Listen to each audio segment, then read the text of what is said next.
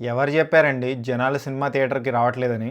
ఇలాంటి సినిమా తీయండి, జనాలు వర్షం పడిన రెడ్ అలర్ట్ ప్రకటించిన పరిగెట్టుకుంటూ వస్తారు ఇలాంటి సినిమాల్ని ఎంకరేజ్ చేయడానికి, చూడడానికి. హాయ్ గాయ్స్, మహా అవతార్ నరసింహ సినిమా చూస్తాను భయ్య థియేటర్లో. ఇదొక కన్నడ యానిమేటెడ్ మూవీ భయ్య, తెలుగులో డబ్ అయింది. ఈ రోజే రిలీజ్ అయింది, జూలై 25th. కేజీఎఫ్ ఇంకా సలార్ తీసిన producers Hombale Films in association with Kleem Productions ఈ మూవీని నిర్మించారు. అండ్ తెలుగులో గీతా డిస్ట్రిబ్యూషన్ కంపెనీ ఏదైతే ఉందో, గీతా ఆర్ట్స్ వాళ్ళది, వాళ్ళు డిస్ట్రిబ్యూట్ చేశారు ఈ మూవీని. ఈ డీటెయిల్స్ మీకు యాక్చువల్లీ అవసరం లేదు, బట్ లాస్ట్లో దీనికి సంబంధించి ఒక ఎక్స్ప్లెనేషన్ ఇస్తాను, చూడండి. ఓకే.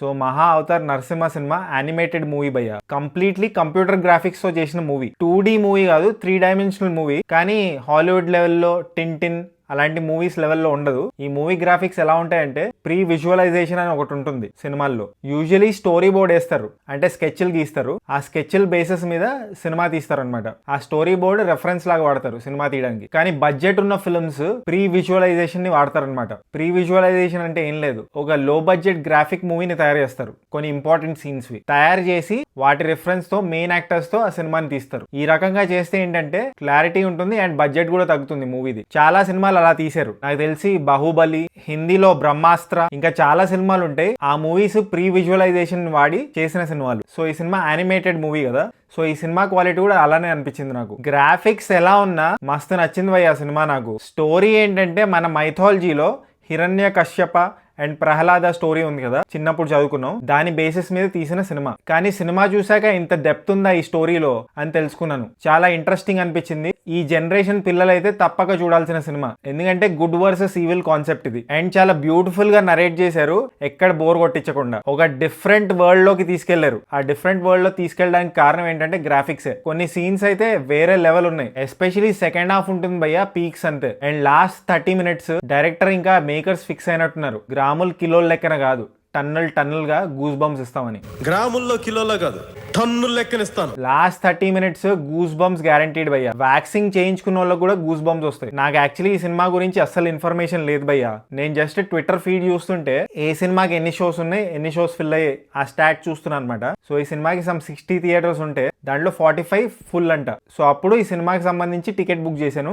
ర్యాండమ్లీ ట్రైలర్ కూడా చూడకుండా సినిమా చూడడానికి వెళ్ళిపోయాను. బట్ సర్ప్రైజ్ అయ్యాను ఈ సినిమా చూశాక. అండ్ సినిమా థియేటర్కి వెళ్ళిన తర్వాత సినిమా థియేటర్ హౌస్ఫుల్ ఉండే. So that is power of word of mouth. Cinema ticket price కూడా 150 రూపీసే. వర్త్ ఎవరీ పెన్నీ అనిపించింది నాకు. స్టార్టింగ్ లో చెప్పాను కదా, గీతా ఆర్ట్స్ వాళ్ళు ఈ సినిమాని డిస్ట్రిబ్యూట్ చేశారని. అది ఎందుకు చెప్పానంటే, గీతా ఆర్ట్స్ వాళ్ళు మన తెలుగు వాళ్ళే. ఏ లాంగ్వేజ్ లో మంచి సినిమా ఉన్నా వాళ్ళు రిలీజ్ చేస్తారు, డిస్ట్రిబ్యూట్ చేస్తారు. పూర్వంలో గజనీ సినిమా కూడా వాళ్ళే డిస్ట్రిబ్యూట్ చేసినట్టున్నారు. సో కొంతమంది కంప్లైంట్ ఏంటంటే, వేరే లాంగ్వేజ్ మూవీస్ ని నువ్వు ఎంకరేజ్ చేస్తావని ఒక కంప్లైంట్ ఉంది. That's not true. మంచి సినిమా ఏ లాంగ్వేజ్ లో ఉన్నా మనం ఎంకరేజ్ చేయాలి. It's not Telugu cinema, English cinema, Bhojpuri cinema, it's only cinema. వేరే లాంగ్వేజ్ సినిమాలు నచ్చినప్పుడు నచ్చలేదని చెప్పాను కదా, అండ్ మన తెలుగు సినిమాలు బాగున్నప్పుడు బాగున్నాయని చెప్పాను. జస్ట్ బికాస్ మన తెలుగు సినిమాని ప్రతి స్క్రాప్ ని ఎంకరేజ్ చేయలేం కదా, బాగుందని చెప్పలేం కదా. జస్ట్ ఇమాజిన్, మన తెలుగువాడు ఒక ఫోన్ తయారు చేశాడు, మన తెలుగువాడు తయారు చేశాడని ఎగబడి కొనేయం కదా. ఫారినర్ తయారు చేసిన మంచి ఫోనే మనం కొంటాం కదా. ఇది అంతే. కొంచెం సైడ్ ట్రాక్ అయిపోయినట్టున్నాను, but do watch Maha Avatar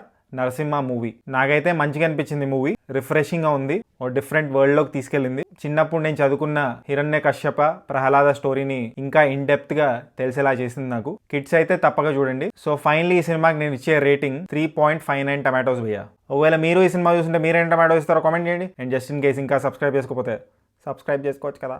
పుచ్చుక్. ఇంకో మంచి సినిమా చూశాను నేను, వేరే లాంగ్వేజ్ దే, OTTలో. ఆ సినిమా గురించి కూడా ఒక రివ్యూ పెడతాను. ఆ సినిమా పేరు నేను ఇప్పుడు చెప్పను, బట్ నెక్స్ట్ వీడియోలో ఆ సినిమాకి సంబంధించిన రివ్యూ పెడతాను కాబట్టి డూ సబ్స్క్రైబ్.